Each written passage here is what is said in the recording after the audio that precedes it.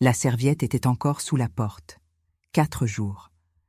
Ma fille était de l'autre côté depuis 4 jours, et personne ne m'avait appelé. Personne, sauf Eliane, ma petite fille de 30 ans, qui avait attendu 23h02 un mercredi de janvier pour prendre le téléphone de sa mère, composer mon numéro et me dire d'une voix trop basse, trop contrôlée, trop différente de sa voix habituelle, qu'elle voulait entendre ma voix avant d'essayer de dormir. 30 ans, architecte d'intérieur. Une femme directe, presque lumineuse. Eliane ne téléphone jamais pour rien. Elle ne téléphone jamais depuis le portable de sa mère. Et elle ne téléphone jamais à 23h un mercredi de janvier pour dire qu'elle voulait entendre ma voix. Quand j'ai entendu ce « oui », grand-mère, j'ai posé le velours bordeaux que je tenais dans les mains depuis 10 minutes, sans m'en apercevoir. Un vieux velours de ma boutique que je gardais depuis des années sans savoir pourquoi.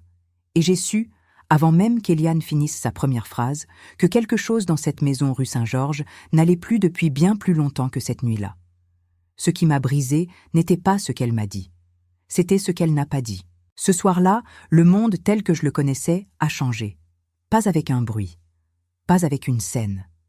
Avec le silence d'une femme de 30 ans qui choisit les mots avec trop de soin pour quelqu'un qui va bien, et avec l'image que j'avais encore du mal à former dans mon esprit, cette image d'une serviette brodée glissée sous une porte fermée, une serviette que je reconnaîtrais seulement en arrivant là-bas, une serviette que j'avais brodée moi-même des décennies plus tôt avec les initiales MC, les initiales de ma fille, et que Maude avait choisies, entre tous les objets de cette maison, pour marquer la frontière entre sa vérité et la version que son mari racontait à sa place. Avant d'aller plus loin, permettez-moi de reprendre mon souffle. Parce que cette histoire, je ne l'ai jamais racontée dans son entier à voix haute. Si vous êtes là avec moi ce soir, faites-moi un cadeau. Dites-moi dans les commentaires d'où vous regardez. Quelle ville, quelle région. Et s'il est tard chez vous, dites-le moi aussi. J'aime savoir que je ne suis pas seule dans ce silence avec ces souvenirs. Appuyez sur j'aime si vous sentez déjà ce que je ressens. Abonnez-vous si vous voulez entendre la suite. Il y a une nouvelle histoire ici chaque jour. Et peut-être que celle-ci est exactement celle que quelqu'un près de vous avait besoin d'entendre ce soir. Maintenant, laissez-moi vous dire qui je suis. Parce que pour comprendre ce qui s'est passé cette nuit-là rue Saint-Georges, il faut d'abord comprendre qui est Irène Valadier-Cormier, 74 ans, ancienne propriétaire d'une boutique de tissus fins, veuve depuis 11 ans, 3e étage rue des Dominicains, fenêtre haute sur les pavés de Nancy, et une vie entière passée à croire que si les gens qu'on aime ne parlent pas, c'est qu'ils n'ont rien à dire. C'était ma plus grande erreur. Je suis née en 1951 à Épinal, dans les Vosges, d'un père tailleur et d'une mère qui cousait le dimanche pour compléter les fins de mois. J'ai grandi entre des rouleaux de tissu et des patrons découpés dans du papier journal, et j'ai appris très tôt que les choses importantes ne se disent pas toujours avec des mots. Elles se disent avec les mains, avec ce qu'on choisit de garder, avec ce qu'on choisit de ne pas montrer. Mon père était un homme de peu de mots, qui réparait ce qui était cassé sans jamais demander si quelqu'un avait remarqué. Ma mère était une femme de peu de gestes qui aimait ses enfants de façon tellement retenue, tellement rangée à l'intérieur d'elle-même, qu'on ne le comprenait vraiment qu'en grandissant, qu'en devenant soi-même quelqu'un qui aime et qui ne sait pas toujours comment le montrer. J'ai rencontré Henri à 22 ans, à Nancy, lors d'une foire artisanale organisée place de la Carrière. Il vendait des ferronneries décoratives, des poignées de porte en fer forgé, des grilles de fenêtres travaillées avec une patience d'artisan du dimanche matin. Il avait des mains larges et une façon de regarder les objets des autres, comme s'il cherchait à comprendre leur histoire avant de leur adresser la parole. Je me suis dit que c'était un homme qui respectait la durée, un homme qui comprenait que les belles choses prennent du temps. Nous nous sommes mariés 18 mois plus tard, en automne, dans une église de la vieille ville, avec de la pluie sur les vitraux et un bouquet de dahlias bordeaux, parce que les roses en novembre coûtaient trop cher et que j'ai toujours préféré les fleurs qui ont un peu de caractère. La boutique rue des Dominicains a ouvert en 1978, l'année même où Maude est née. Valadier, tissu fin. Une vitrine étroite, un intérieur long et profond comme une confidence, des étagères jusqu'au plafond chargées de soie, de lin, de velours, de crêpe de Chine, de gabardine, de lainage Bourgogne ou verre bouteille ou ivoire cassé. Les femmes venaient le samedi matin. Elles touchaient les tissus avec précaution, comme si le contact trop brusque pouvait abîmer quelque chose. Elles demandaient mon avis. Elles revenaient. Pendant 30 ans, cette boutique a été le centre de ma vie active, le lieu où je savais exactement qui j'étais, ce que je valais, ce que je pouvais offrir. J'ai fermé à 68 ans. Les genoux, la fatigue, le temps qui change les habitudes des gens et les façons d'acheter. Henri est parti 2 ans plus tard. Maladie rapide. Trop rapide. Je n'avais pas compris que les gens qui respectent la durée peuvent partir très vite eux aussi, comme si la vie avait décidé de les épargner de la lenteur qu'ils avaient toujours redoutée. Depuis, j'habite seul. 3e étage, escalier en bois qui grince au 4e marche depuis des années et que je n'ai jamais fait réparer parce que le grincement me prévient quand quelqu'un monte. Fenêtre haute, lumière froide en janvier. Et les pavés de Nancy le soir, sous la pluie, avec ce reflet doré des lampadaires qui semble trop beau pour être réel. C'est dans cet appartement que j'attendais ce soir-là, sans savoir que j'attendais quoi que ce soit, quand le téléphone a sonné. Maude. Mais la voix d'Eliane. Permettez-moi de vous parler de Maude un moment. Ma fille. 49 ans. Restauratrice de tapisseries anciennes, une profession qu'elle a choisie à 20 ans, avec une certitude tranquille qui ne ressemblait pas à une décision d'adolescente, mais à une reconnaissance, comme si elle avait toujours su que sa vie aurait quelque chose à voir avec les fils arrachés, les surfaces abîmées, la patience de remettre en ordre ce que le temps avait défait. Maude est réservée. Maude a toujours été réservée. Petite fille, elle parlait peu, observait beaucoup, construisait des arguments intérieurs pendant des semaines avant de les prononcer à voix haute. J'ai souvent pensé que c'était du perfectionnisme, que c'était sa nature, que c'était simplement sa façon d'être dans le monde, cette façon de ne pas parler avant d'être certaine de ce qu'elle avait à dire. Ce que je n'avais pas vu, ou plutôt ce que je n'avais pas voulu voir, c'est qu'il y a une différence entre choisir le silence et être contrainte à lui. Qu'une femme peut apprendre à parler peu, non pas parce qu'elle a peu à dire, mais parce qu'elle a appris depuis longtemps que quand elle parle, quelqu'un d'autre reformule ses mots et les lui rend transformés, et que le résultat ressemble à ce qu'elle a dit, mais ne l'est plus vraiment. Mais je n'avais pas encore compris cela ce mercredi soir à 23h02. Je connaissais Gaspard Renaudin depuis 22 ans. 57 ans maintenant. Expert en antiquité. Administrateur d'une petite galerie, la galerie Renaudin, rue des Michottes, avec une vitrine soignée, des pièces sélectionnées avec goût, une réputation sérieuse dans le milieu étroit des antiquaires lorrains. Gaspard avait une façon d'entrer dans une pièce qui attirait l'attention sans la demander. Grande taille, voix posée, vocabulaire précis, cette autorité douce de quelqu'un qui a passé des années à évaluer des objets et qui a fini par appliquer la même méthode aux êtres humains, à les observer, à les estimer, à les placer dans des catégories. Il avait connu Maude lors d'un séminaire de restauration à Metz, il y avait plus de 20 ans, quand elle revenait de 2 ans de formation à l'école de Condé à Paris. Elle était jeune. Il avait 15 ans de plus. Il parlait avec cette assurance de quelqu'un qui sait déjà ce qu'il pense avant que la conversation commence. Quand Maude me l'avait présenté pour la première fois, j'avais eu une impression difficile à nommer. Pas une mauvaise impression. Quelque chose de plus subtil. La façon qu'il avait de finir certaines phrases de Maude, pas toutes, juste quelques-unes, avec une légèreté qui semblait bienveillante, qui semblait protectrice, qui semblait dire « Je connais ta pensée mieux que tu ne la connais toi-même ».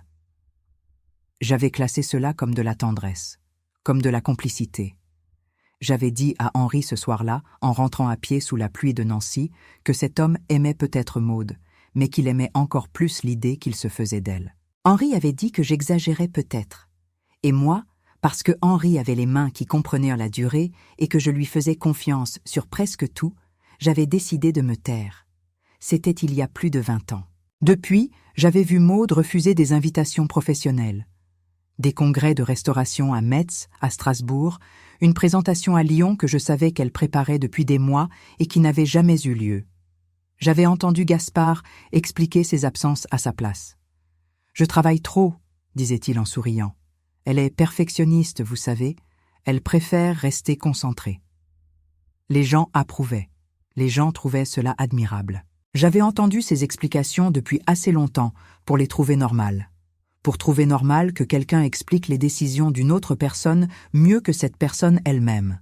Pour trouver normal que Maude soit toujours légèrement en retrait dans les conversations où elle aurait dû être au centre.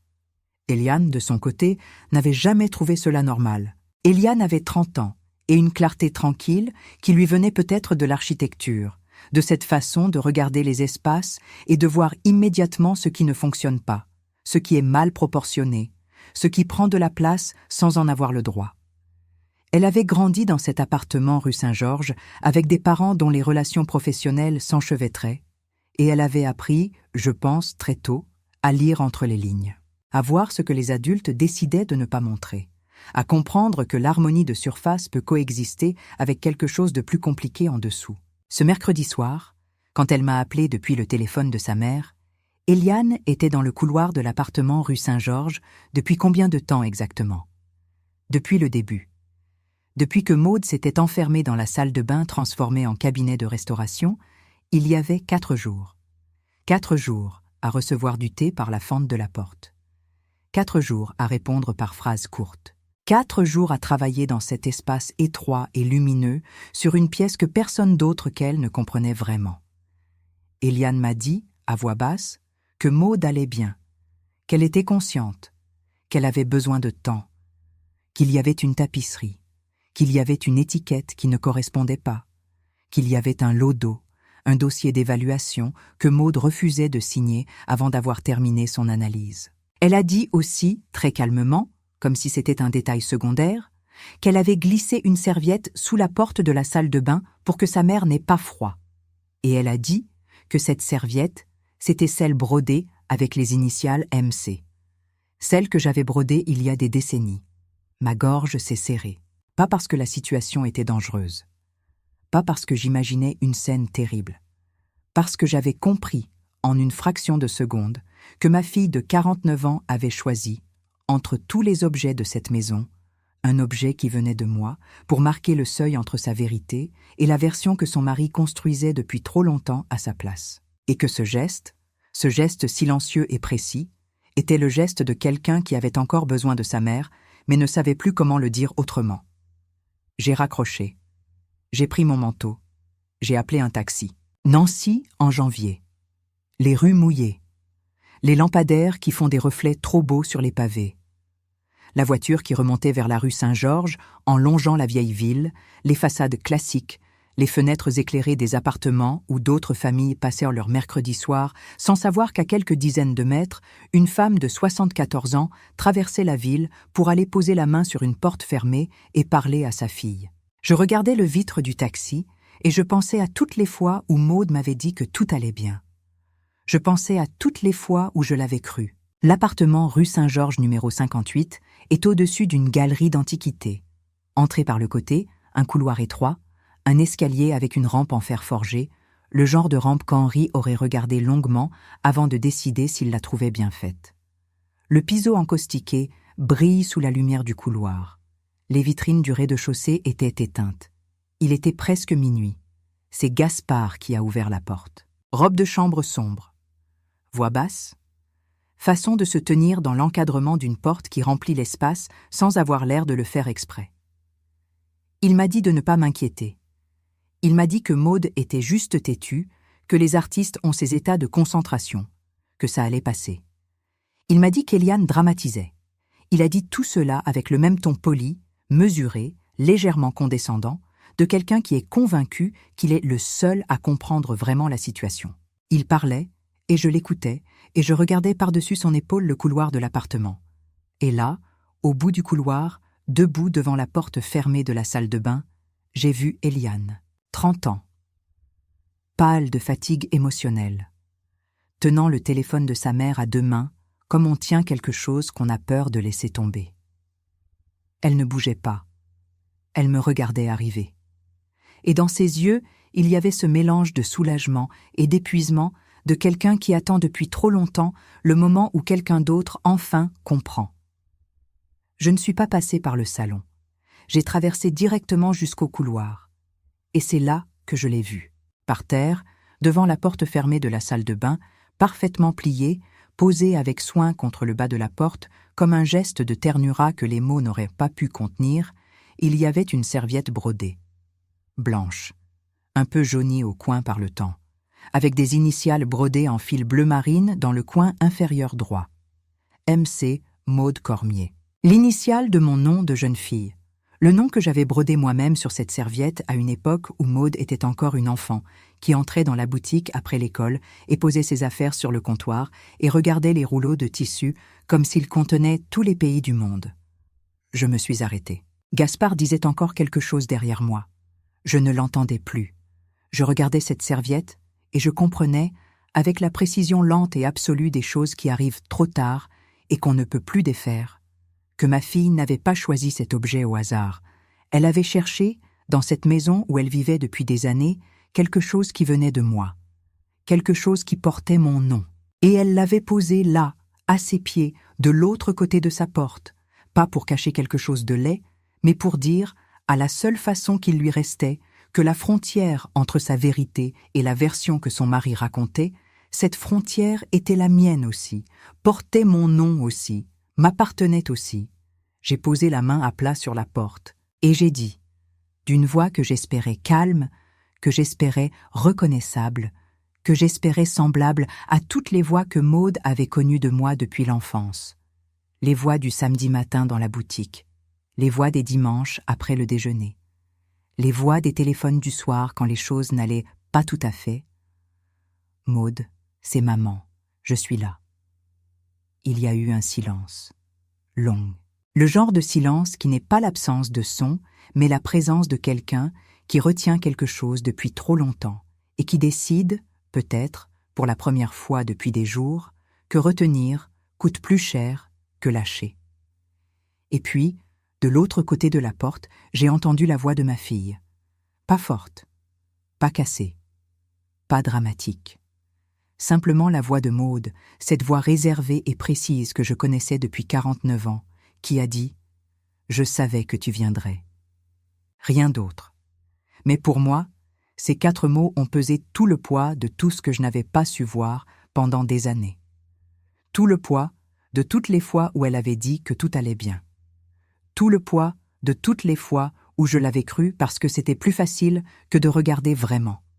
Tout le poids d'une mère qui arrive trop tard et qui comprend, en entendant la voix de sa fille dire « Je savais que tu viendrais », que sa fille l'attendait. Pas depuis 4 jours. Depuis bien plus longtemps que ça. Je me suis assise par terre dans le couloir, à 74 ans. Par terre, dos à la porte, manteau encore boutonné. Sac à main posé à côté de moi sur le parquet encaustiqué. Eliane s'est assise à côté de moi sans un mot. Gaspard était resté dans le salon.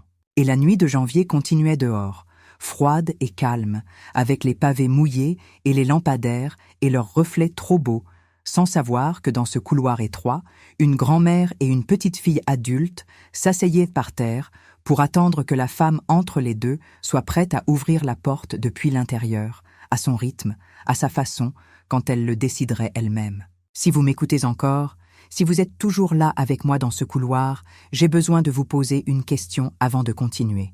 Parce que ce que je vais vous dire sur ces 4 jours, sur ce rouleau de tapisserie, sur l'étiquette troquée et sur ce que Gaspard préparait dans l'ombre pendant que Maude travaillait derrière cette porte, tout cela je ne peux le dire qu'à quelqu'un qui est vraiment là. Dites-moi dans les commentaires, est-ce qu'il vous est arrivé de voir quelqu'un que vous aimiez et de décider de ne pas regarder trop près, parce que regarder trop près aurait changé quelque chose que vous n'étiez pas prêt à changer?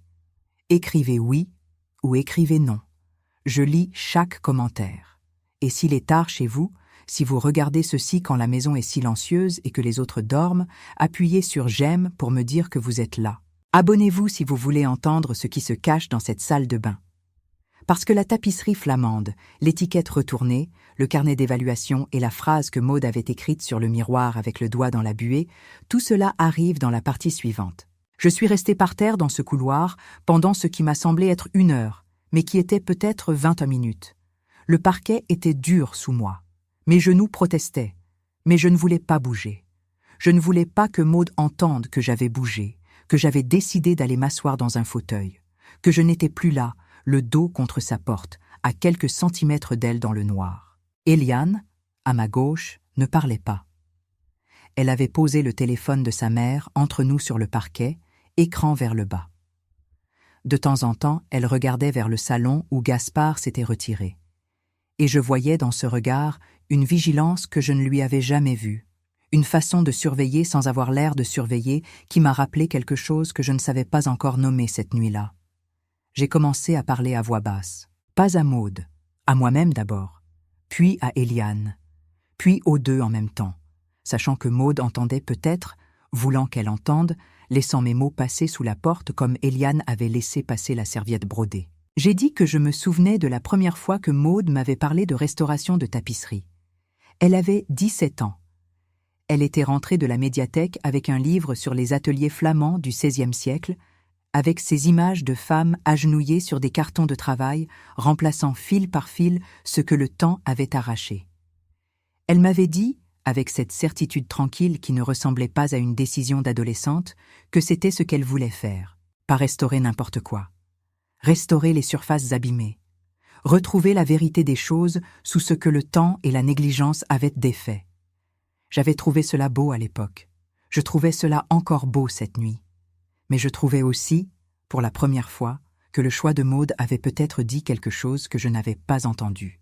Que quelqu'un qui choisit de passer sa vie à retrouver la vérité sous les surfaces abîmées, c'est peut-être, depuis longtemps, que les surfaces peuvent mentir. Eliane m'a pris la main dans le noir. Geste silencieux, geste adulte, geste de quelqu'un qui comprend sans qu'on lui explique. Et j'ai compris qu'elle aussi était venue s'asseoir par terre dans ce couloir, non pas parce qu'elle ne savait pas quoi faire d'autre, mais parce qu'elle avait compris que c'était la seule chose juste à faire. Attendre. Rester, ne pas forcer. Laisser à Maude le rythme et le moment et la décision.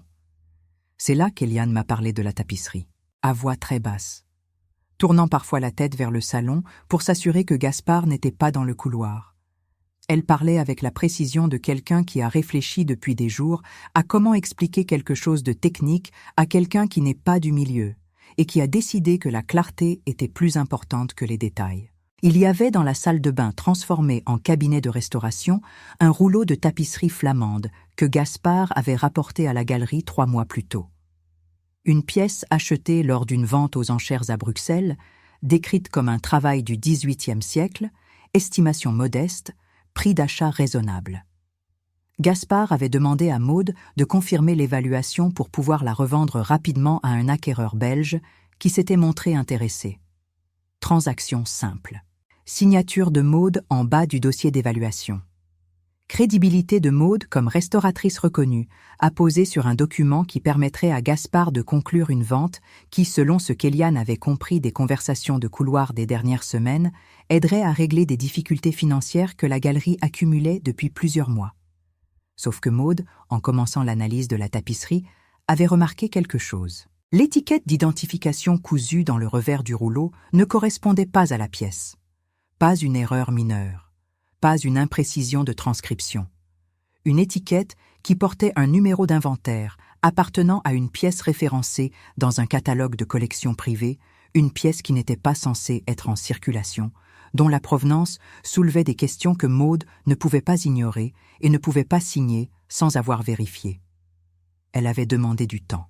Gaspard avait dit que l'acquéreur attendait, que le délai était court, que Maude était trop scrupuleuse, que c'était probablement une erreur d'étiquetage à Bruxelles, que ça arrivait, que l'essentiel était la pièce elle-même et non pas une étiquette peut-être mal cousue par un stagiaire de salle des ventes. Il avait dit tout cela avec le même ton poli, mesuré, légèrement condescendant que j'avais entendu à la porte ce soir. Le ton de quelqu'un qui est convaincu qu'il a raison et qui considère que l'opinion de l'autre est un obstacle à gérer plutôt qu'une information à entendre. Maude avait dit qu'elle avait besoin de vérifier. Gaspard avait fixé une date limite. Et Maude, qui avait passé 22 ans à reformuler ses besoins en demandes polies, à transformer ses certitudes professionnelles en suggestions prudentes, à choisir ses mots avec soin pour ne pas créer de conflit dans une maison où le conflit avait toujours été traité comme un signe de déséquilibre émotionnel plutôt que comme une position légitime.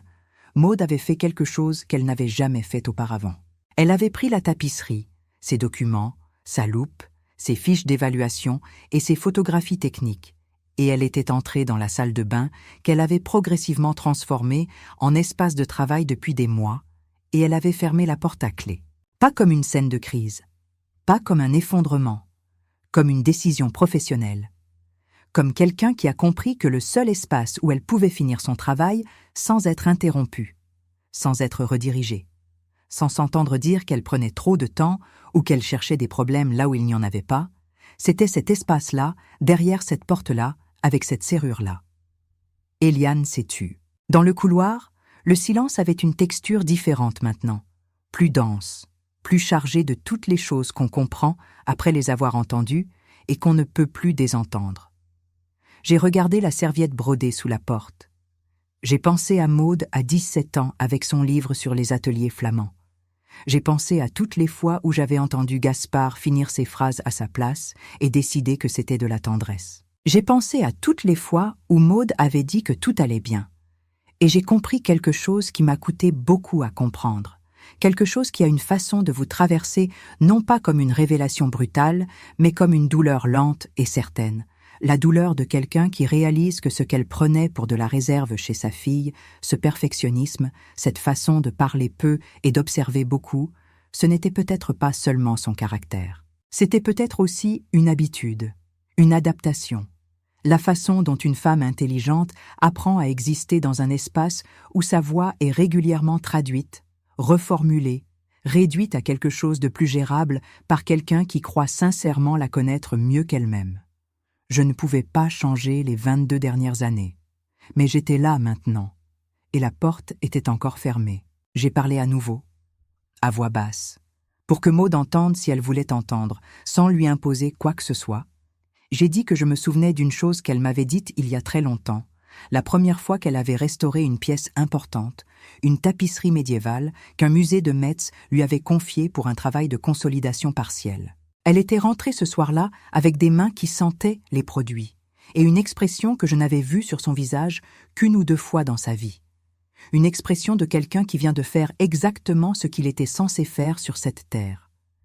Elle m'avait dit que la restauration n'était pas une question de réparer, que réparer était le mot des gens qui n'avaient pas compris, que la restauration était une question de voir, de vraiment voir ce qui était là avant que le temps et la négligence et les mauvaises décisions ne viennent couvrir la vérité, que le travail commençait toujours par là, par enlever ce qui avait été ajouté par erreur, pour retrouver ce qui avait été fait avec intention. J'ai dit que je croyais que c'était ce qu'elle était en train de faire. Derrière la porte, il y a eu un silence. Puis un son que je ne saurais pas décrire autrement que comme le son de quelqu'un qui relâche quelque chose qu'elle tenait depuis longtemps. Et puis la voix de Maude, toujours basse, toujours précise, qui a dit « Maman, viens à la porte, j'ai quelque chose à te montrer. » Je me suis levée, les genoux, le parquet. Eliane qui se levait aussi, mais qui restait à distance, comprenant que ce moment-là appartenait à Maude et à moi. J'ai posé la main sur la porte. Et la porte s'est ouverte. Pas grand, quelques centimètres, juste assez. La salle de bain était illuminée par une lampe de table posée sur la tablette. Lumière chaude dans l'espace étroit. Des pans de tissu blanc sur la banquette. Des fiches d'évaluation disposées avec méthode. Des photographies techniques épinglées au mur avec du papier adhésif de restaurateur au centimètre.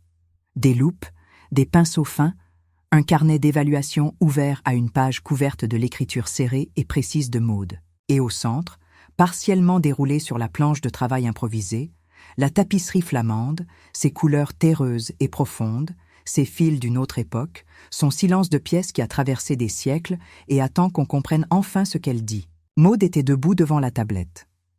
49 ans. Les yeux fatigués mais clairs, les mains calmes.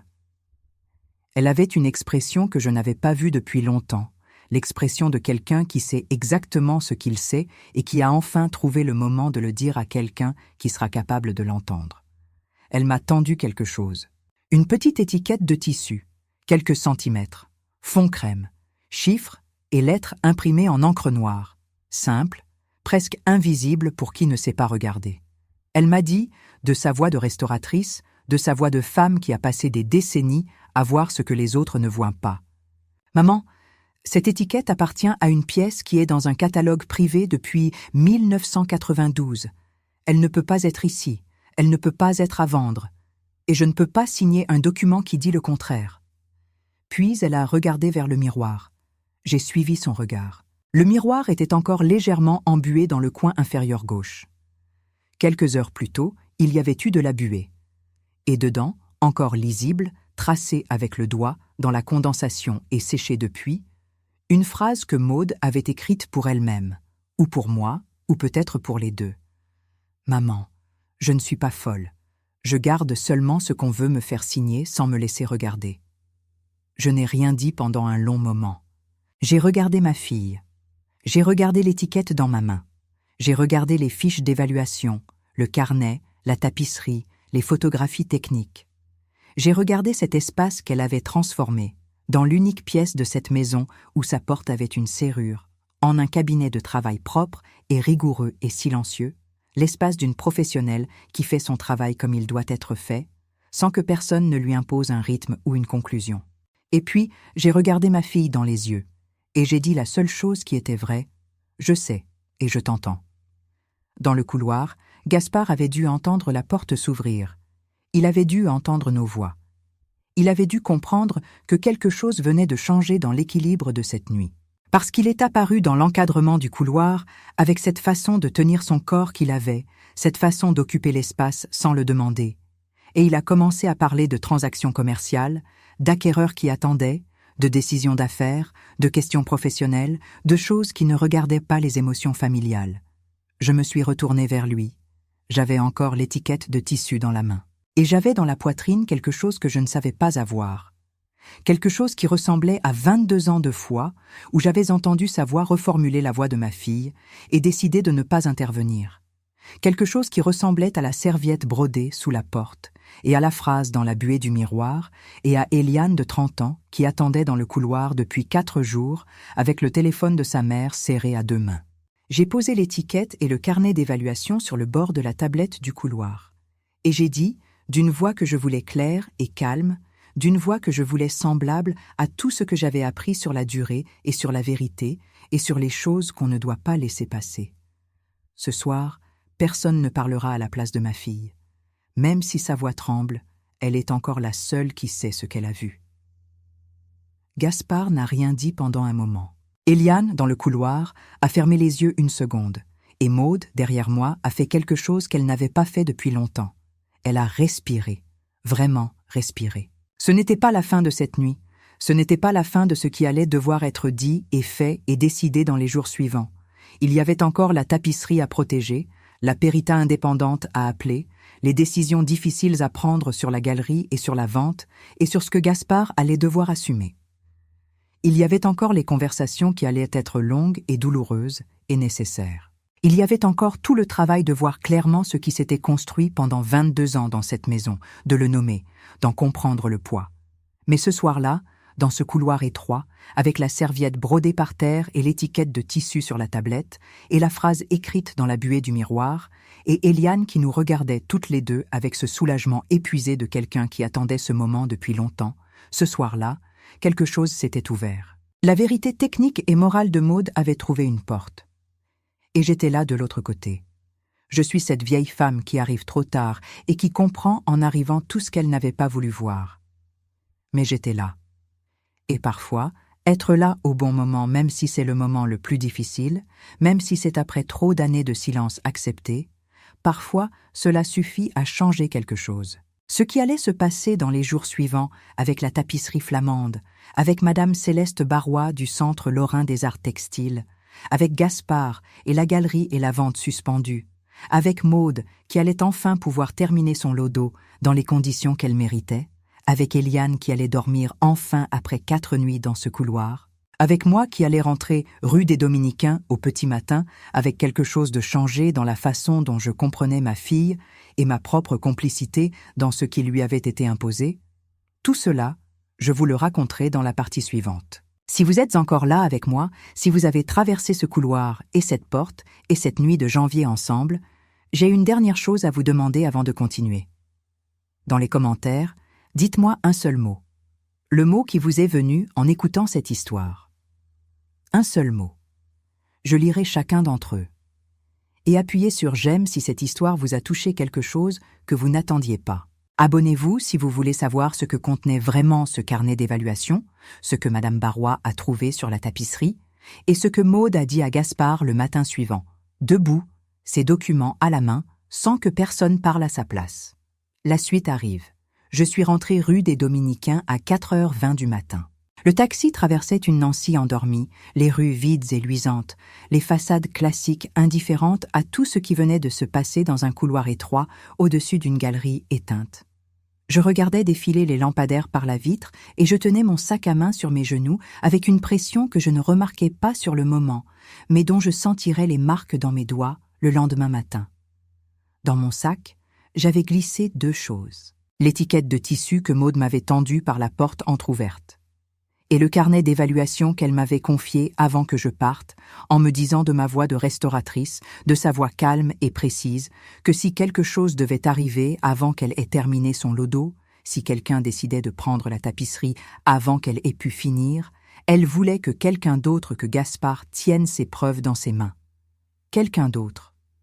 Moi. J'avais dit oui sans hésiter. Et maintenant, je rentrais chez moi avec, dans mon sac à main de vieille femme de 74 ans, de vieille femme ancienne, propriétaire de boutique de tissus fins, de veuve habitant seule au 3e étage d'un immeuble classique rue des Dominicains, les preuves que ma fille avait passé 4 jours à protéger derrière une porte fermée. L'appartement était froid. Je n'avais pas éteint la lampe du salon avant de partir. Le velours bordeaux était encore sur le bras du fauteuil, là où je l'avais posé quand le téléphone avait sonné. Quelques heures seulement s'étaient écoulées depuis ce moment. Quelques heures qui avaient eu la densité d'une année entière. Je me suis assise à la table de la cuisine, sans enlever mon manteau. J'ai sorti le carnet d'évaluation de mon sac. Il était petit, à couverture rigide, couleur vert foncé, le genre de carnet que les professionnels des métiers du patrimoine utilisent pour leurs notes de terrain, avec des pages quadrillées légèrement ivoire et des marges larges pour les croquis et les annotations. L'écriture de Maude le remplissait depuis la première page avec cette précision serrée que je lui connaissais depuis l'enfance, quand elle faisait ses devoirs à la table de la cuisine de la boutique après l'école et que sa façon d'écrire disait déjà quelque chose de sa façon d'être, soigneuse, attentive, ne laissant rien au hasard. Je n'avais pas les compétences pour comprendre les termes techniques. Les numéros de référence, les annotations sur les fibres, les mesures, les comparaisons avec des catalogues cités en abréviation. Mais je comprenais l'architecture générale de ce que j'avais devant moi. Je comprenais que ma fille avait construit, page après page, dans cet espace étroit et lumineux, un dossier, une démonstration, une vérité documentée avec la méthode de quelqu'un qui sait que sa parole seule ne suffira pas et qui décide que les faits parleront à sa place. Je comprenais aussi, en lisant les dernières pages, quelque chose que je n'avais pas encore pleinement saisi dans le couloir cette nuit.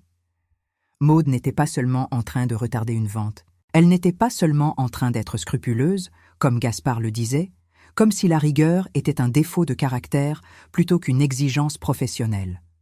Elle était en train de protéger quelque chose, une vérité sur une pièce dont la provenance soulevait des questions sérieuses.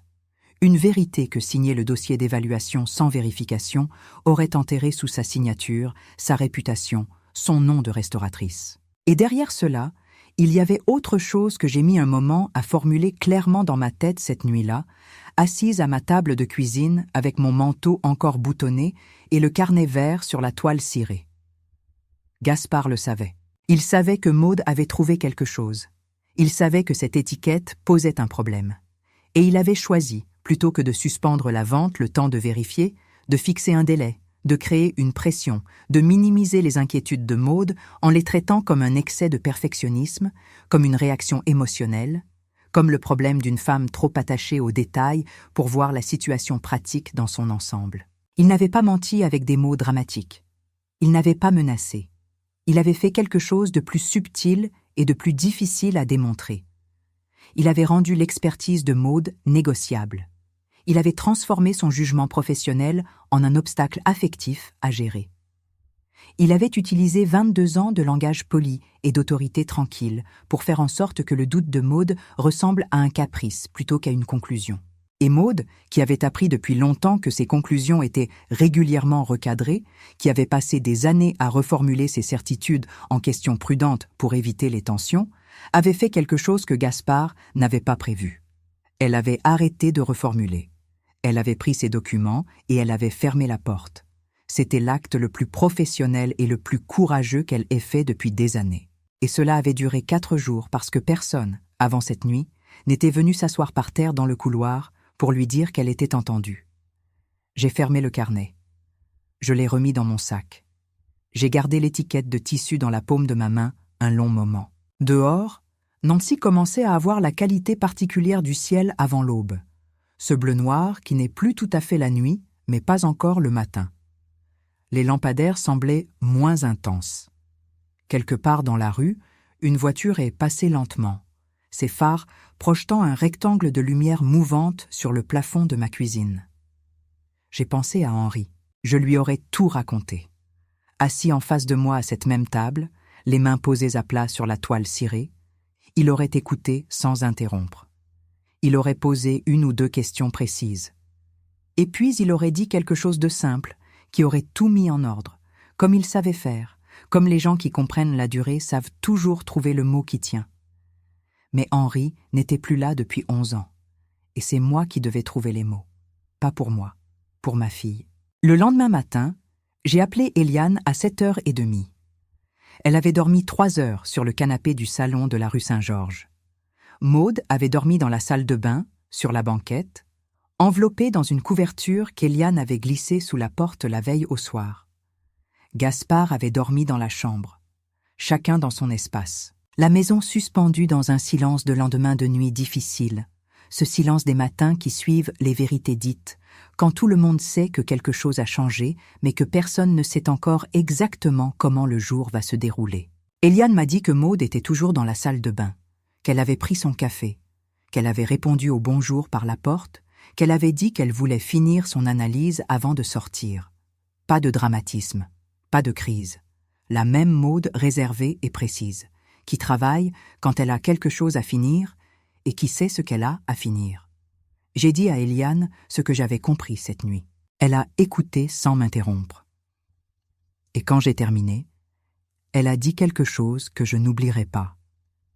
Elle a dit que sa mère lui avait dit 1 fois, il y a plusieurs années, que la chose la plus difficile dans son travail n'était pas de retrouver les fils manquants. C'était de convaincre les autres que les fils manquants avaient vraiment de l'importance, que ce qui avait été arraché méritait d'être retrouvé, que la lacune avait une vérité autant que le tissu qui restait. J'ai dit que je comprenais cela maintenant d'une façon que je n'aurais pas comprise la veille. Eliane a dit qu'elle savait. Si vous êtes encore là avec moi, si vous traversez cette matinée de janvier à mes côtés, je dois vous poser une question que je me suis posée toute cette nuit. Combien de fois avons-nous regardé quelqu'un que nous aimions et décidé que son silence voulait dire que tout allait bien, parce que c'était plus facile que d'imaginer que ce silence voulait dire autre chose? Dites-moi dans les commentaires.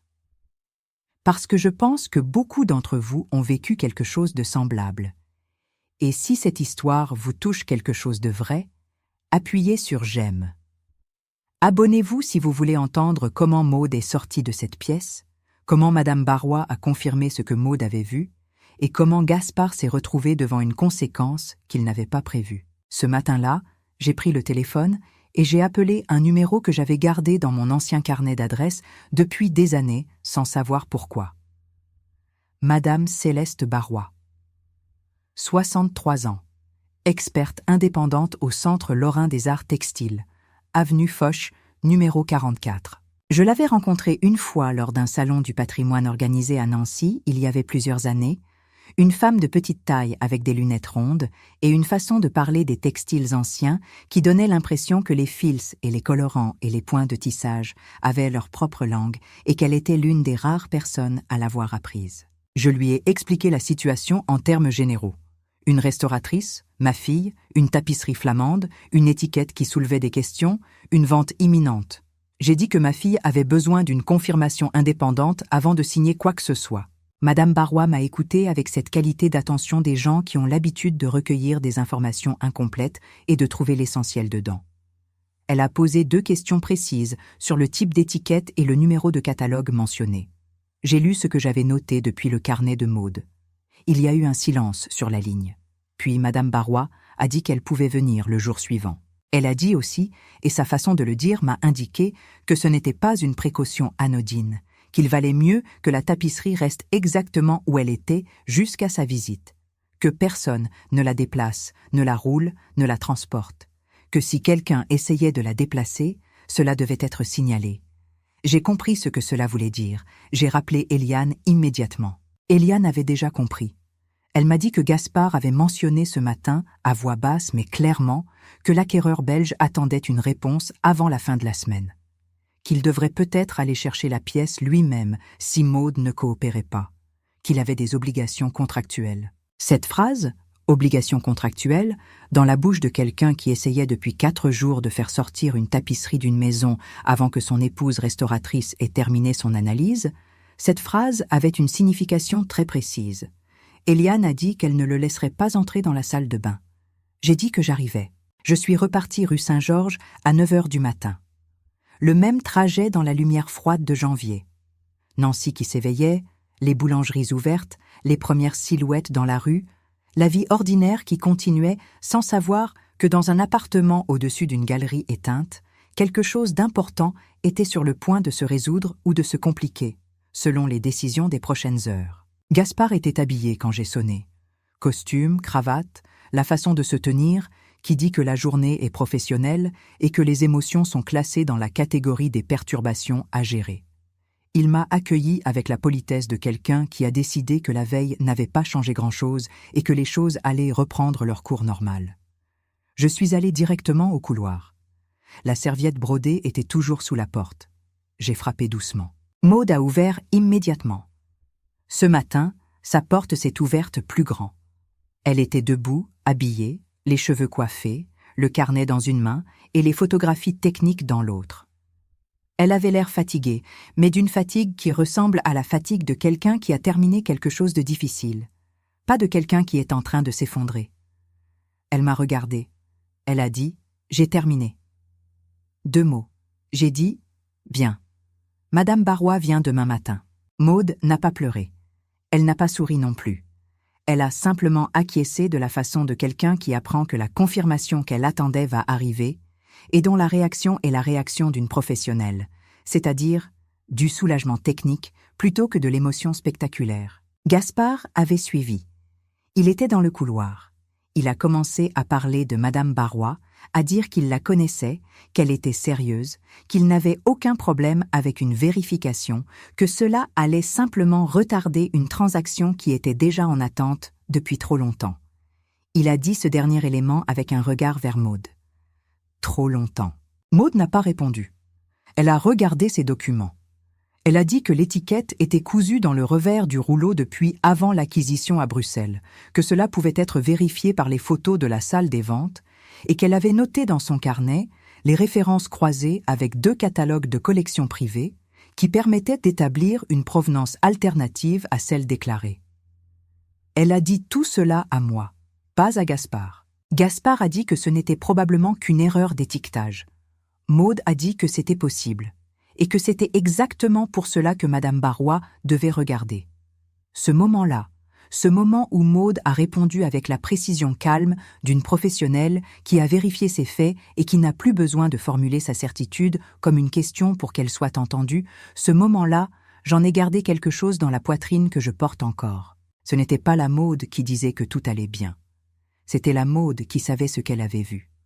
Le reste de cette matinée s'est passé dans une tension particulière, la tension des maisons où quelque chose d'important est en train de se décider, mais où personne ne crie, personne ne brise quoi que ce soit, personne ne fait de scène.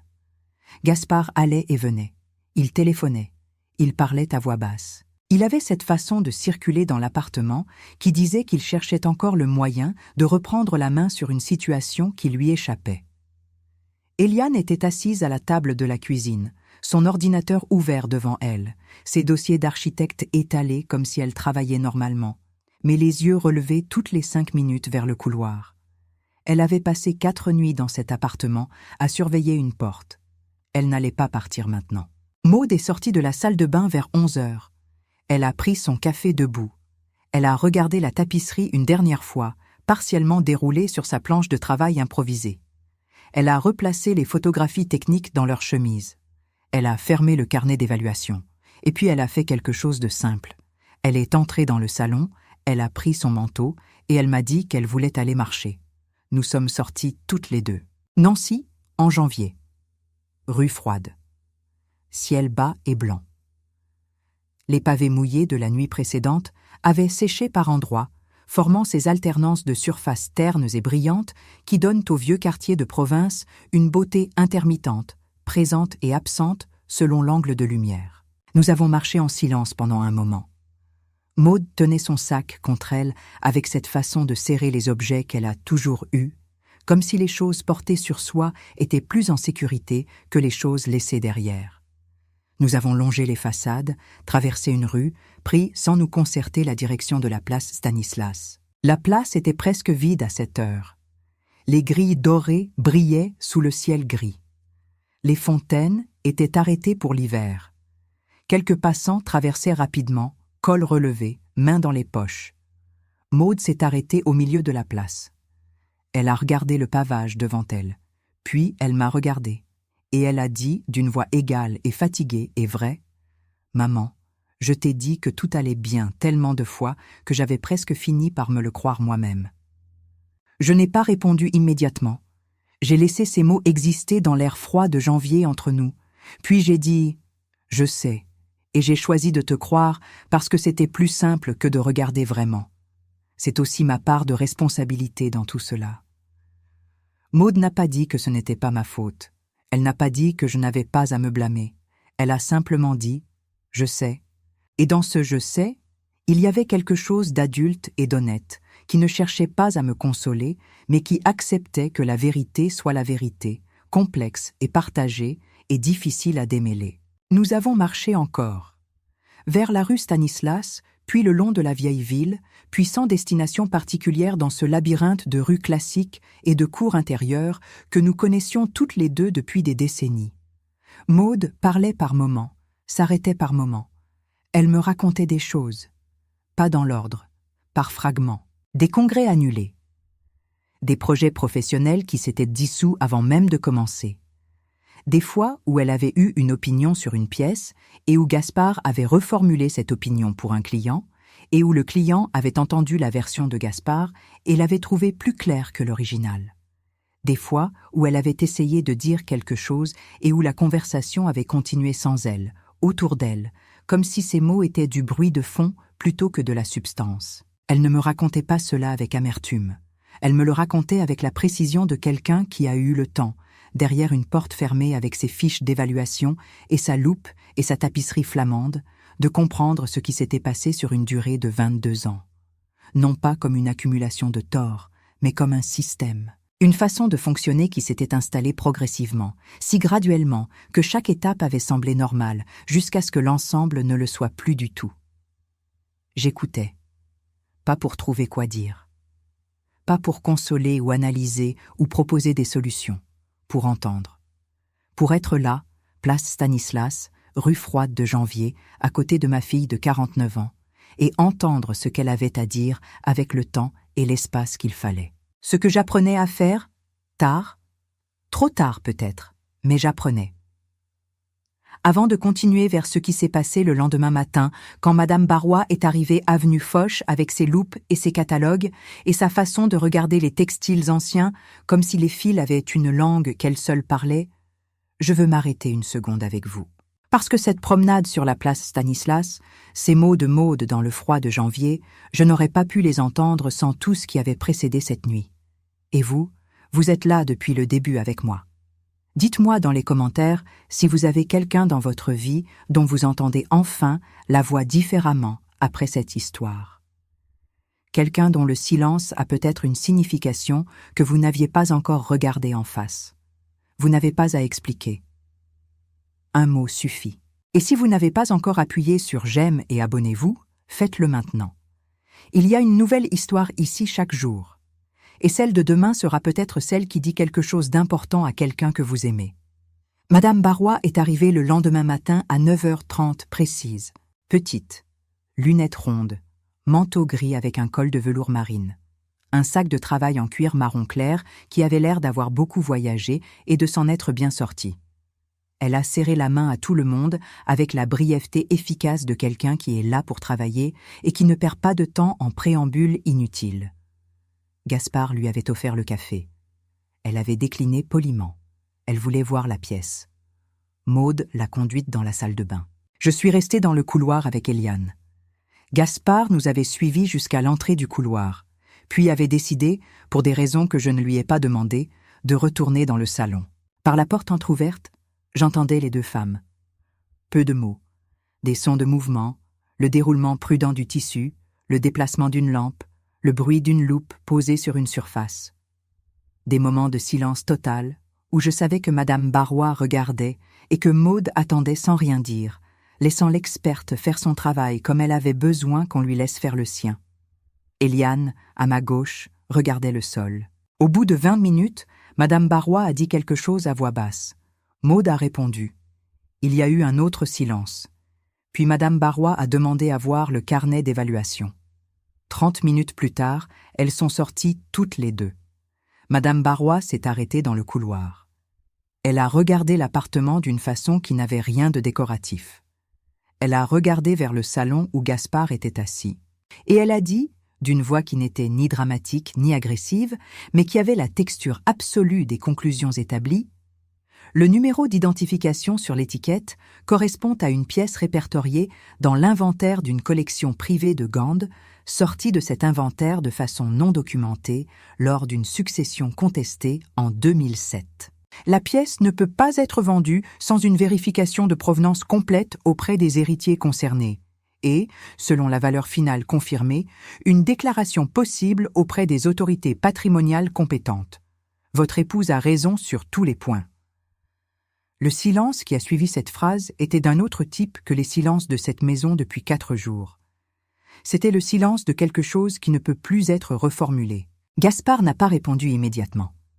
Quand il a parlé, sa voix était toujours posée, toujours mesurée, mais quelque chose en dessous avait changé de texture, quelque chose qui ressemble au son d'une surface qui tient encore, mais qu'on entend différemment depuis qu'on sait ce qu'il y a en dessous.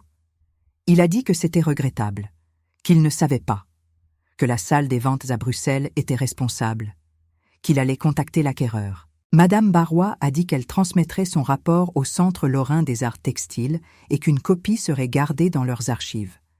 Elle a dit cela simplement, sans dramatisme, comme un fait. Maude regardait ses mains, pas par honte, par épuisement, par la fatigue de quelqu'un qui a tenu quelque chose de lourd très longtemps et qui peut enfin le poser. Madame Barrois a serré la main de Maude avant de partir. Une pression ferme et brève.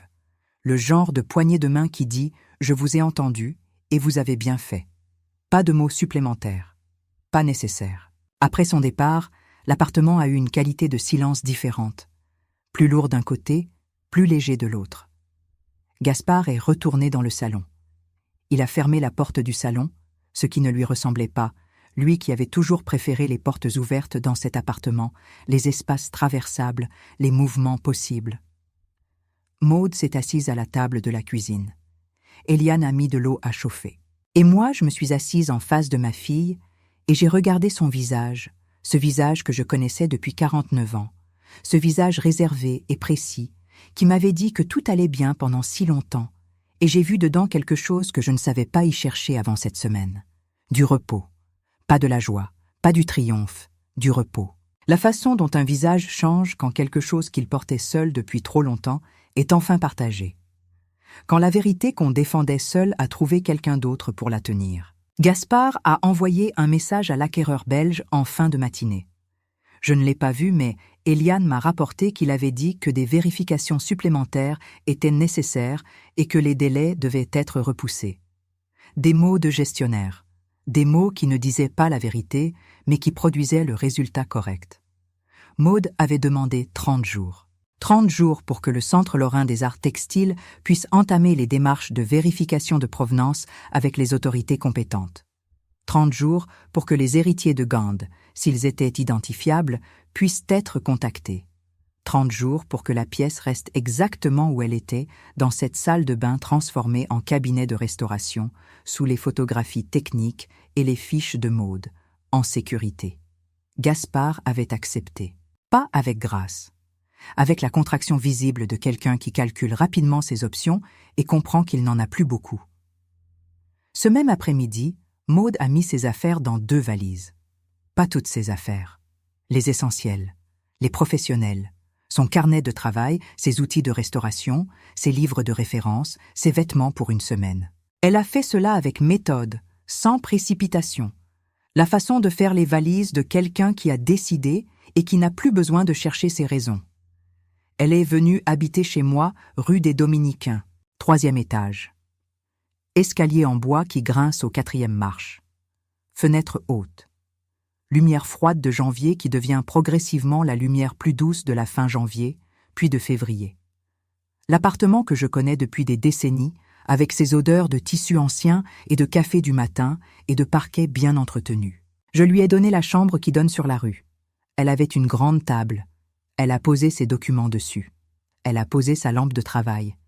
Et le lendemain matin, sans que j'aie besoin de lui dire quoi que ce soit, elle a ouvert son carnet vert et elle a continué à travailler. Pas la même façon que dans la salle de bain fermée à clé. Une façon différente, plus détendue, avec des pauses pour le café. Avec des moments où elle levait la tête et regardait par la fenêtre les pavés de Nancy. Avec des moments où nous parlions. Nous n'avions jamais vraiment parlé comme cela. Ce n'est pas que nous ne nous aimions pas, c'est que nous n'avions jamais eu l'espace pour le faire vraiment. Il y avait toujours eu Gaspard, ses horaires, ses projets, ses façons d'organiser les journées de Maude. Il y avait toujours eu la structure de leur vie commune qui laissait peu de place aux conversations longues entre Maude et moi, aux conversations qui prennent le temps qu'il faut sans avoir de destination précise. Maintenant, nous avions le temps. Le matin, je préparais le café pendant qu'elle lisait ses notes de la veille. Nous déjeunions ensemble de choses simples, une soupe, du pain, du fromage de la région. Nous marchions parfois l'après-midi dans les rues de Nancy, vers la vieille ville, vers le marché couvert, vers des endroits qui avaient une histoire pour nous deux. Et elle parlait, pas tout d'un coup. Progressivement, par couches. Comme elle restaurait les tapisseries, en enlevant ce qui avait été ajouté par le temps et la négligence pour retrouver ce qui était dessous. Elle me racontait des années, des petits moments, pas les grands. Les petits qui accumulent, un voyage annulé parce que Gaspard avait trouvé que la période n'était pas bonne. Une décision professionnelle prise après une longue conversation où Maude avait commencé avec une position et terminé avec la position de Gaspard, formulée avec ses propres mots, sans comprendre exactement comment elle était passée de l'une à l'autre. Des fois où elle avait essayé de dire quelque chose dans une réunion professionnelle, et Gaspard avait repris ces mots juste après, avec des formulations légèrement différentes, et tout le monde avait regardé Gaspard pour confirmer. Elle me racontait cela avec une précision clinique et fatiguée. Pas pour accabler Gaspard dans l'absolu, pas pour construire un dossier à charge, pour comprendre elle-même, pour nommer ce qui s'était passé avec les mots exacts que cela méritait. Et moi je l'écoutais, et je comprenais de mieux en mieux ce que j'avais refusé de voir pendant 22 ans. Ce n'était pas de la méchanceté de la part de Gaspard. Ce n'était pas calculé de façon froide et consciente. C'était quelque chose de plus difficile à nommer, quelque chose qui tenait à la façon qu'il avait de se considérer naturellement comme le centre de compétence dans toutes les situations, de considérer que son interprétation des choses était la plus juste, que son rythme était le bon rythme, que ses priorités étaient les priorités légitimes. C'était une conviction absolue dans sa propre autorité qui n'avait pas besoin de violence pour s'exercer parce qu'elle fonctionnait par substitution, en remplaçant progressivement la voix de Maude par la sienne, jusqu'à ce que Maude elle-même ne sache plus toujours où finissait sa pensée et où commençait celle de son mari. Et la tapisserie flamande avec son étiquette troquée avait été le point de rupture parce que là, sur ce terrain-là, Maude était la seule qui savait vraiment. Là, sa compétence ne pouvait pas être reformulée en quelque chose de plus gérable, parce qu'elle reposait sur 25 ans de formation et de pratique et d'expérience de terrain que personne dans cette maison ne pouvait contester vraiment. Et quand Gaspard avait essayé quand même, quand il avait dit qu'elle était trop scrupuleuse, qu'elle dramatisait, qu'une étiquette mal cousue par un stagiaire de salle des ventes n'était pas une raison de bloquer une transaction, Maude avait compris, peut-être pour la première fois aussi clairement, qu'on lui demandait de mettre sa signature professionnelle sur quelque chose qu'elle n'avait pas terminé de regarder, et que cette demande ressemblait à toutes les autres demandes des 22 dernières années, mais était différente en ceci qu'elle avait une forme concrète et vérifiable et documentable. Et elle avait fermé la porte. Je lui ai dit tout cela un soir, assis à la table de ma cuisine avec du thé et les restes du dîner encore sur la nappe. Je lui ai dit ce que j'avais compris, ce que j'avais raté, ce que ma propre façon de voir Gaspard comme quelqu'un d'un peu dominant mais fondamentalement bien intentionné m'avait coûté comme compréhension de ce qu'elle vivait. Elle m'a regardé un long moment. Puis elle a dit « Je n'étais pas sûre que tu pourrais le voir. Certaines choses sont difficiles à voir de l'extérieur. » J'ai dit « Je sais. Et c'est pour ça que j'aurais dû te demander comment tu allais vraiment, pas juste si tout allait bien. » Ce soir-là, après que Maude soit allée se coucher, je me suis assise seule dans le salon avec le velours bordeaux sur le bras du fauteuil et j'ai pensé longtemps à toutes les conversations que nous n'avions pas eues. Pas par malveillance, par confort. Par la façon qu'on a, quand les gens qu'on aime semblent tenir, de ne pas trop secouer pour ne pas briser quelque chose. La serviette brodée était sur la table basse devant moi. Maude me l'avait rendue le soir de son arrivée. Elle l'avait pliée avec soin et posée sur la table du couloir, en disant simplement que cette serviette appartenait chez moi, que c'était là qu'elle avait sa place. Je la regardais et je pensais à ce geste d'Éliane qu'il avait glissé sous la porte. Ce geste de ternura adulte et impuissante. Cette façon de faire ce qu'on peut faire avec ce qu'on a quand le reste dépasse ce qu'on peut résoudre soi-même. Si vous m'écoutez encore, si vous avez traversé ces jours et ces nuits à Nancy avec moi depuis le début, j'ai besoin de vous dire quelque chose avant de vous raconter la suite. Ce que j'ai appris dans cet appartement rue des Dominicains pendant les semaines où Maude était avec moi, ce que j'ai appris sur écouter vraiment, pas entendre mais écouter, cela a changé quelque chose dans ma façon d'être avec les gens que j'aime. Et je pense que c'est peut-être pour cela que je raconte cette histoire. Pas pour exposer quelqu'un, pas pour dresser un bilan, mais pour dire que quelquefois, la chose la plus importante que vous pouvez faire pour quelqu'un que vous aimez, c'est de vous asseoir par terre dans son couloir et de lui dire que vous êtes là et que vous l'entendez. Même tard, même trop tard, même si vous n'avez pas tout vu avant.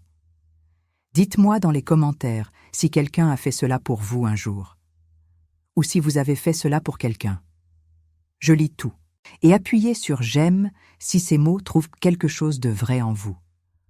Abonnez-vous si vous voulez entendre comment cette histoire se termine, comment Maude a traversé la porte de la salle Poirel avec ses documents dans les mains, et ce que j'ai pensé en tenant sur mes genoux la serviette brodée dans cette salle pleine d'adultes qui venaient entendre ma fille parler enfin de son travail avec sa propre voix.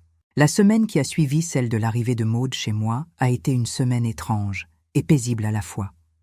Étrange parce que nous étions en train de naviguer dans quelque chose qui n'avait pas encore de nom clair, pas une séparation définitive, pas une réconciliation non plus. Pas une décision arrêtée sur la façon dont les choses allaient se reconfigurer entre Maude et Gaspard et la galerie et le reste. Paisible parce que, pour la première fois depuis longtemps selon ce que Maude me disait, elle dormait. Vraiment dormait. 7 ou 8 heures par nuit dans la chambre qui donne sur la rue, avec les bruits de Nancy au loin, le grincement prévisible du 4e marche quand je me levais la nuit pour boire un verre d'eau.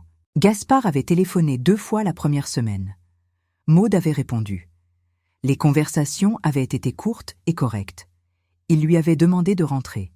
Elle avait dit qu'elle avait besoin de temps pour finir son lot d'eau dans de bonnes conditions.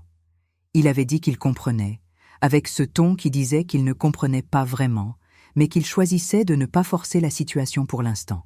Il y avait dans ces conversations une géographie nouvelle, la géographie de 2 personnes qui ont compris que quelque chose a changé entre elles et qui ne savent pas encore si le changement est surmontable ou définitif. Maude ne me demandait pas mon avis sur ce qu'elle devait faire. Je ne lui en donnais pas. C'était nouveau pour nous deux. Éliane venait 2 ou 3 fois par semaine. Elle apportait des viennoiseries de la boulangerie de la rue de la Faïencerie et posait son ordinateur sur le coin de la grande table de la chambre de Maude et travaillait à ses propres dossiers d'architecture quelques heures pendant que Maude travaillait au sien. Elle ne parlait pas beaucoup. Elle n'en avait pas besoin. Il y avait dans cette façon d'être ensemble, dans la même pièce à travailler chacune sur ce qui était le sien, quelque chose de juste et de reposant qui ressemblait à une façon de soigner quelque chose sans le nommer directement. Ces journées-là, à observer ces deux femmes travailler en silence dans cet appartement, ma fille de 49 ans et ma petite-fille adulte de 30 ans, je pensais souvent à Henri. Je pensais qu'il aurait aimé voir ça. Pas pour une raison sentimentale simple.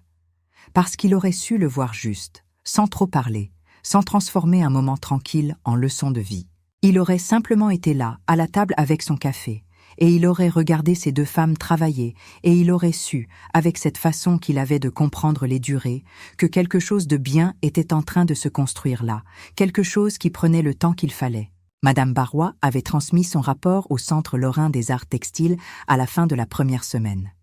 Les démarches de vérification de provenance avaient été engagées. Les héritiers de la collection de Gand avaient été contactés par courrier officiel.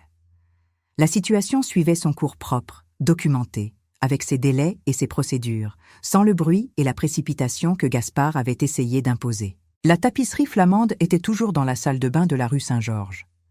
Et quelque chose, dans le fait qu'elle soit là, protégée, attendant que la vérité sur elle soit établie correctement avant qu'on décide quoi faire d'elle, quelque chose dans ce fait me semblait juste, de façon qui dépassait la situation concrète. Vers la fin du mois, Maude a parlé d'une idée qu'elle avait depuis quelques jours. Une petite présentation.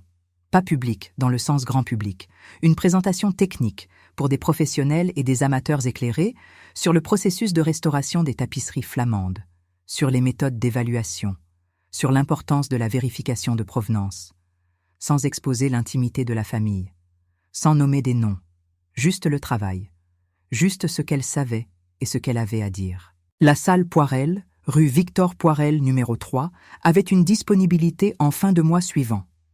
Eliane avait aidé à préparer les visuels. Madame Barrois avait accepté d'intervenir brièvement sur les procédures institutionnelles.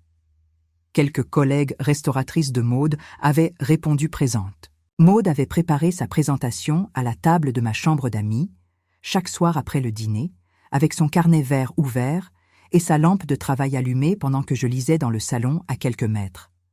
Je l'entendais parfois murmurer une phrase pour l'essayer à voix haute, la reformuler, la noter. Je l'entendais avec une satisfaction que je ne savais pas nommer exactement à l'époque, mais que je nomme maintenant sans hésiter. C'était la voix de ma fille, sa vraie voix, celle qu'elle avait quand elle choisissait ses mots pour elle-même, celle qui avait toujours été là sous les reformulations et les corrections et les versions améliorées, celle que j'aurais dû entendre plus souvent si j'avais su écouter. Le soir, avant la présentation à la salle Poirel, je n'ai pas dormi avant 1h du matin. Pas d'inquiétude, pas d'anxiété au sens où on l'entend habituellement, cette anxiété qui empêche de respirer et qui tord l'estomac. C'était autre chose, une veille. La façon dont on reste éveillé, non pas parce que quelque chose va mal, mais parce que quelque chose d'important approche, et que le corps sait qu'il doit être présent, vraiment présent, pas endormi au sens large de ne pas avoir vu ce qui était là. J'étais dans le salon avec la lampe basse et la serviette brodée sur mes genoux. Je la tenais comme on tient les choses qui ont traversé plusieurs vies avant d'arriver dans vos mains. Le tissu légèrement jauni au bord, le fil bleu marine des initiales MC, toujours intact, toujours lisible, toujours précis, comme le premier jour où je l'avais brodé avec une aiguille fine et une patience de samedi après-midi dans l'arrière-boutique de la rue des Dominicains, pendant que Maude était encore petite et que le monde avait encore la forme que j'avais décidé qu'il avait. Ce soir-là, je pensais à tout ce que j'avais mis dans ces 2 lettres sans le savoir. Monsieur C. Maude Cormier. Mon nom de jeune fille donné à ma fille comme une ligne directe entre ce que j'avais été avant Henri et ce qu'elle devenait après moi. Une façon de dire que quelque chose de moi voyagerait en elle-même quand je ne serais plus là pour tenir quoi que ce soit. Ces 2 lettres brodées un samedi après-midi, il y avait des décennies, par une femme qui pensait coudre une serviette de salle de bain et qui cousait en réalité quelque chose d'autre sans le savoir, quelque chose qui attendrait dans un tiroir pendant des années pour finir glissé sous une porte fermée par une petite fille adulte qui cherchait le seul geste d'amour à sa portée dans un couloir de nuit de janvier. Je pensais à Eliane ce soir-là avec une tendresse particulière. 30 ans, architecte d'intérieur, une femme qui comprend les espaces, qui voit ce qui ne fonctionne pas dans les proportions, qui sait lire ce qu'une pièce dit de ceux qui y vivent. Elle avait passé 4 nuits dans ce couloir. Elle avait gardé le téléphone de sa mère. Elle avait glissé la serviette sous la porte. Elle avait attendu que quelqu'un d'autre arrive pour ne plus être seule à surveiller quelque chose qu'elle n'avait pas le pouvoir de résoudre entièrement seule. Elle avait appelé sa grand-mère. Pas la police. Pas un avocat. Pas une amie. Sa grand-mère de 74 ans qui repliait des velours bordeaux au 3e étage de la rue des Dominicains à 23h02 un mercredi de janvier. Je me demandais ce que cela disait d'elle.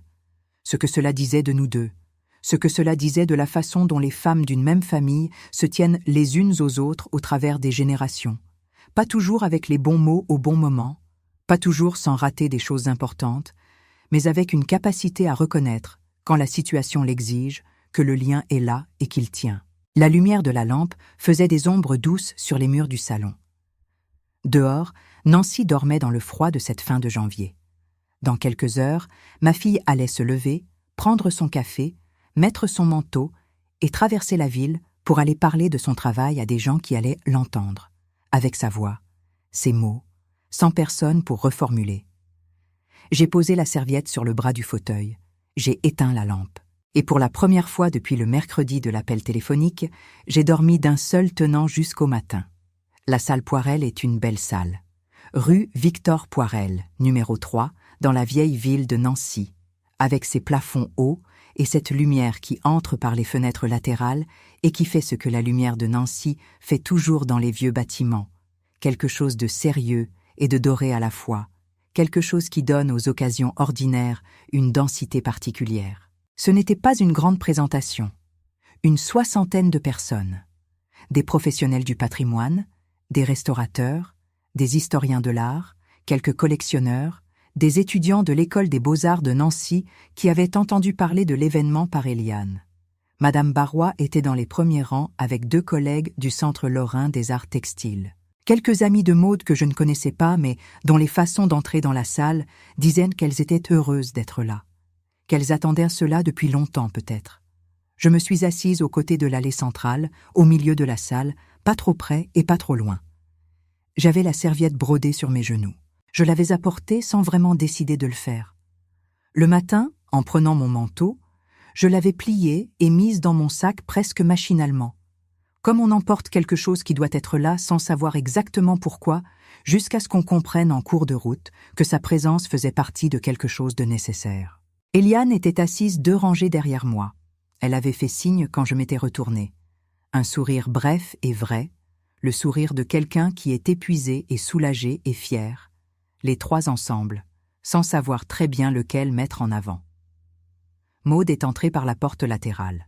Elle portait un tailleur gris-bleu que je ne lui connaissais pas. Ses cheveux coiffés en arrière. Ses lunettes de travail dans la poche de poitrine.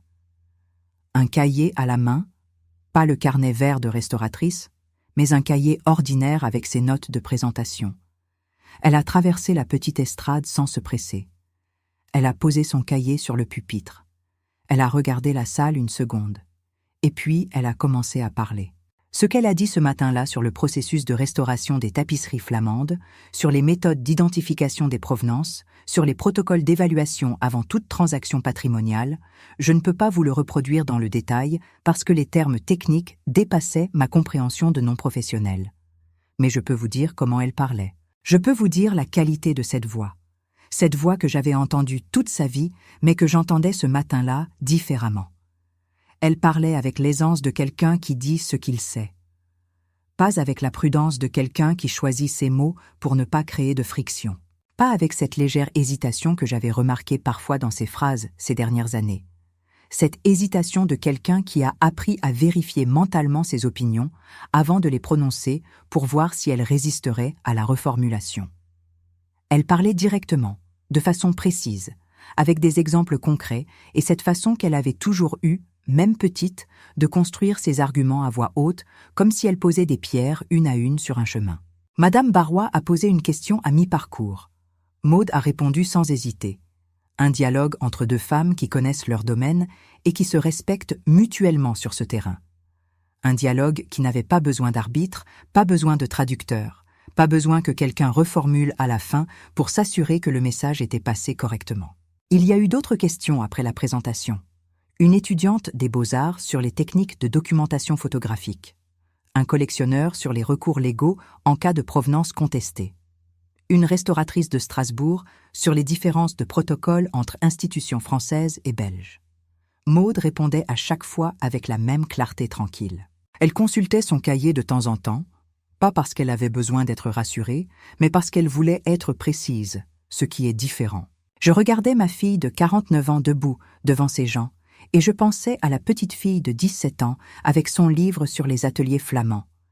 Je pensais à tous les congrès auxquels elle n'était pas allée, à toutes les présentations qui n'avaient pas eu lieu, à toutes les fois où sa voix avait été reprise et retravaillée jusqu'à devenir quelque chose d'un peu différent de ce qu'elle avait voulu dire.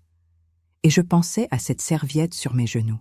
2 lettres brodées un samedi après-midi, il y avait des décennies, glissées sous une porte 4 jours de janvier, posées ici maintenant dans une salle propre et lumineuse, pendant que la femme dont elle portait les initiales expliquait son travail à des gens qui écoutaient vraiment. Si vous êtes encore là avec moi, si vous avez traversé ces 5 parties depuis le début, depuis 23h02 un mercredi de janvier jusqu'à cette matinée à la salle Poirel, je veux vous remercier d'une façon que je ne sais pas très bien formuler autrement que simplement. Vous avez été là pendant toute cette histoire, vous avez écouté. Et écouter vraiment quelqu'un qui raconte quelque chose de difficile, c'est déjà un cadeau que beaucoup de gens ne savent pas faire. Alors, si cette histoire vous a touché quelque chose, dites-moi où vous êtes ce soir. Quelle ville? Quelle région? Est-ce qu'il fait froid chez vous aussi? Est-ce qu'il est tard? Est-ce que vous regardez ceci seul ou est-ce qu'il y a quelqu'un à côté de vous qui dort et qui ne sait pas que vous êtes là avec cette vieille femme à traverser des nuits de janvier à Nancy? Dites-moi dans les commentaires. J'ai besoin de savoir que vous êtes là. Et appuyez sur « J'aime si cette histoire vous a dit quelque chose de vrai ». Abonnez-vous si vous voulez une nouvelle histoire demain, parce qu'il y en a une chaque jour ici. Et peut-être que celle de demain sera celle qui dit exactement ce que quelqu'un près de vous avait besoin d'entendre. Après la présentation, les gens se sont attardés. Maude répondait à des questions individuelles dans les allées entre les rangées de chaises.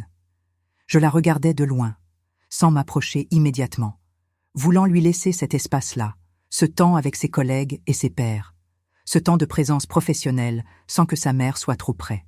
Eliane était venue me rejoindre à ma rangée. Elle s'était assise à côté de moi et nous regardions Maude ensemble sans parler. Puis Eliane avait dit, très doucement, avec cette clarté tranquille qui était sa façon d'être, « Elle ressemble à quelqu'un qui s'est souvenu d'elle-même. » J'avais pensé que c'était exactement le bon mot. Se souvenir de soi-même. Pas retrouver. Pas reconstruire. Se souvenir.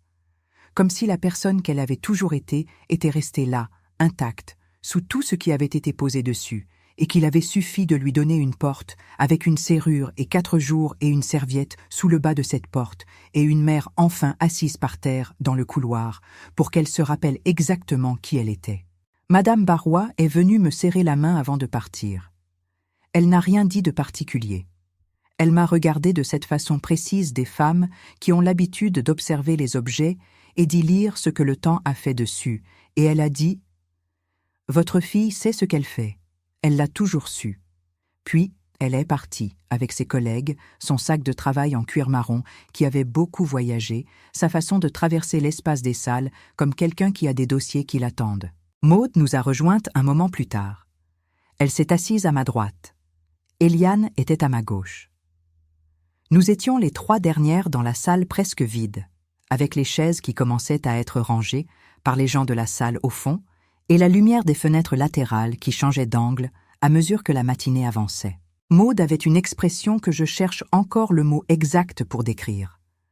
Pas de la joie au sens expansif. Quelque chose de plus durable que la joie. La satisfaction d'une personne qui a fait quelque chose qui méritait d'être fait. De la façon dont cela méritait d'être fait, au moment où cela devait être fait. Une plénitude calme et sans ostentation. Elle avait regardé la serviette brodée sur mes genoux. Elle avait dit « Tu l'as apportée ». J'avais dit « Elle devait être là ». Elle avait hoché la tête sans répondre. Puis elle avait posé la main sur la mienne, là sur mes genoux, sur le tissu blanc légèrement jauni avec les 2 lettres bleu marine, et nous étions restés comme ça un moment, les 3 générations dans cette salle qui se vidait, avec Nancy dehors dans le froid lumineux de fin de janvier et la lumière qui changeait sur les murs. Dans les semaines qui ont suivi, les choses ont pris leur rythme propre. Maud est restée chez moi encore 10 jours après la présentation. Pas par nécessité pratique, par choix. Elle finissait son lodo complet sur la tapisserie flamande, le dossier définitif avec toutes les preuves documentées et les conclusions techniques et les recommandations sur la procédure de vérification de provenance à poursuivre. Elle le finissait dans la chambre qui donne sur la rue, à la grande table, avec sa lampe de travail, avec le café du matin, avec les conversations de midi et les promenades de l'après-midi et les soirs où nous parlions plus longtemps que nous n'avions jamais parlé. Le dossier a été transmis au Centre lorrain des arts textiles à la fin de la 2e semaine. Madame Barrois avait envoyé un accusé de réception avec 2 lignes qui disaient que le travail était exemplaire et que les démarches auprès des héritiers de Gand avançaient. Gaspard avait rappelé à plusieurs reprises. Les conversations avec Maud avaient une géographie que je ne connaissais pas dans le détail, mais dont je voyais les contours depuis l'appartement. Maud parlait debout, le téléphone à l'oreille, regardant par la fenêtre les pavés de Nancy. Sa voix restait égale. Elle ne cédait pas de terrain. Elle ne reformulait pas ses positions en question. Elle disait ce qu'elle pensait, avec les mots qu'elle choisissait. Attendait, écoutait, répondait. Ce n'était pas encore résolu entre eux. Ce serait long, je le savais, avec des décisions difficiles et des conversations qui iraient dans des directions imprévisibles. Ce n'était pas une histoire à conclusion nette et rapide. C'était une vie, complexe et continue, avec des nœuds qui mettraient du temps à se défaire et peut-être des choses qui ne se déferaient jamais complètement. Mais Maud parlait avec sa voix. C'était cela qui comptait. Le jour où elle a pris ses valises pour rentrer rue Saint-Georges, nous nous sommes dit au revoir dans le couloir de mon appartement, au pied de l'escalier en bois, avec son 4e marche qui grince depuis des années. Elle avait ses 2 valises, son sac de restauratrice, son carnet vert. Elle m'a embrassé longuement. Puis elle a dit une chose que je n'attendais pas. Elle a dit « Maman, la prochaine fois que tu me demandes comment je vais, si tu entends que je te dis que tout va bien, demande-moi ce que ça veut dire vraiment. D'accord. » J'ai dit « D'accord. » Elle est descendue l'escalier. Ses pas sur le bois ancien.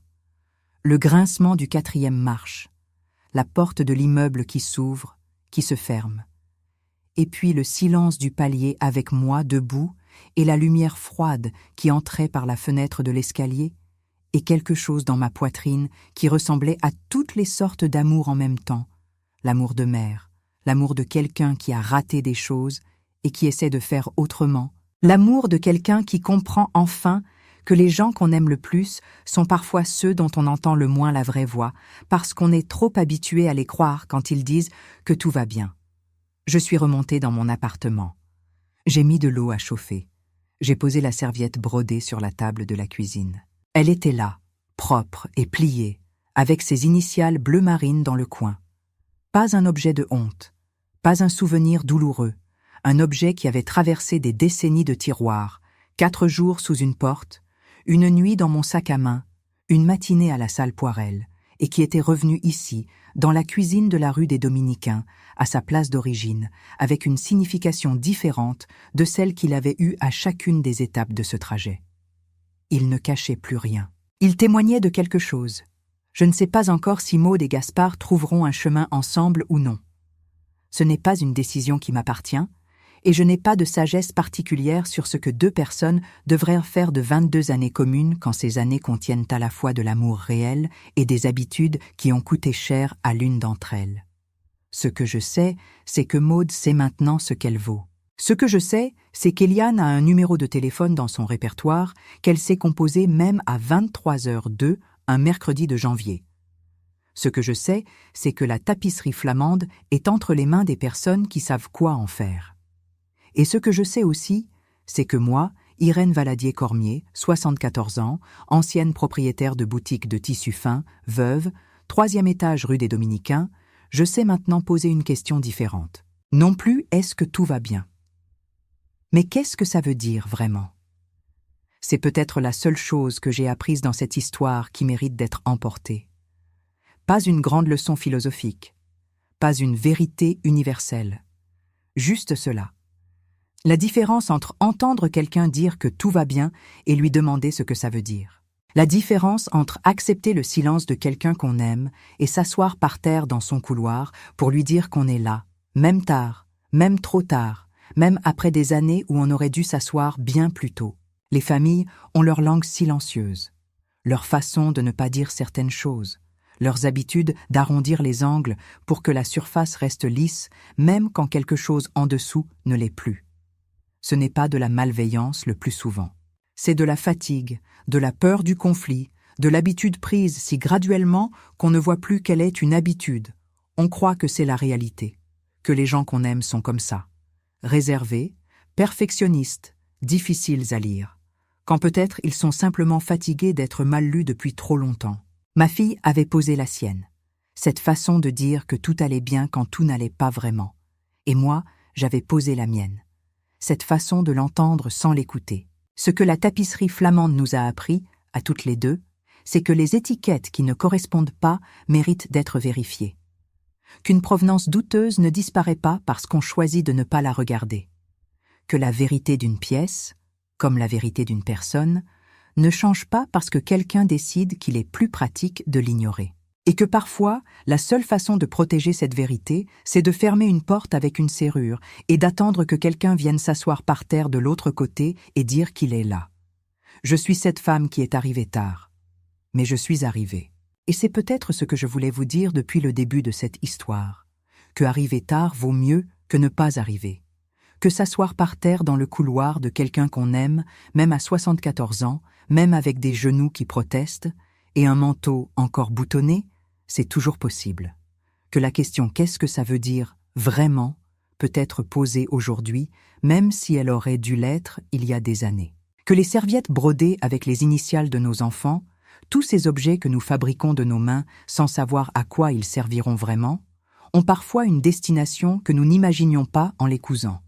Et que les portes fermées, même depuis 4 jours, même depuis 22 ans, s'ouvrent quand quelqu'un reste assez longtemps de l'autre côté pour que la personne à l'intérieur comprenne qu'elle peut faire confiance au silence de l'attente. Si vous êtes encore là avec moi, si vous avez traversé toute cette histoire depuis le premier appel téléphonique de 23 heures jusqu'à cette cuisine de la rue des Dominicains avec le café et la serviette pliée sur la table, je veux vous dire quelque chose directement. Vous avez donné quelque chose à cette vieille femme ce soir, le cadeau d'être entendue, le cadeau d'avoir quelqu'un de l'autre côté pendant qu'elle raconte quelque chose qu'elle n'avait jamais dit dans sa totalité. Et ce cadeau-là, il a la même valeur que la serviette glissée sous une porte. C'est le geste de quelqu'un qui dit « Je suis là, je reste, je t'écoute. Alors maintenant, c'est à votre tour. » Laissez-moi un commentaire avec le mot « serviette », juste ce mot. Ceux qui ont vraiment écouté jusqu'ici comprendront pourquoi ce mot compte. Pourquoi ce mot contient toute cette histoire dans ces 3 syllabes. Pourquoi ce mot dit quelque chose sur les gestes simples que nous faisons pour les gens que nous aimons quand nous ne savons pas quoi faire d'autre. Ces gestes qui paraissent petits et qui sont immenses. Et dites-moi aussi d'où vous regardez. Quelle ville, quelle région, quel pays? Est-ce qu'il neige chez vous en ce moment? Est-ce qu'il est tard? Est-ce que quelqu'un dort à côté de vous sans savoir que vous êtes là avec cette vieille femme à traverser des nuits de Nancy? Appuyez sur « j'aime » si cette histoire vous a touché quelque chose que vous n'attendiez pas d'une histoire.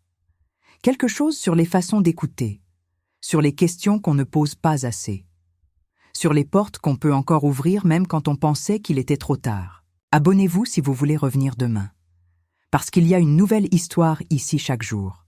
Une histoire de femme, de famille, de vérité qui cherche son chemin.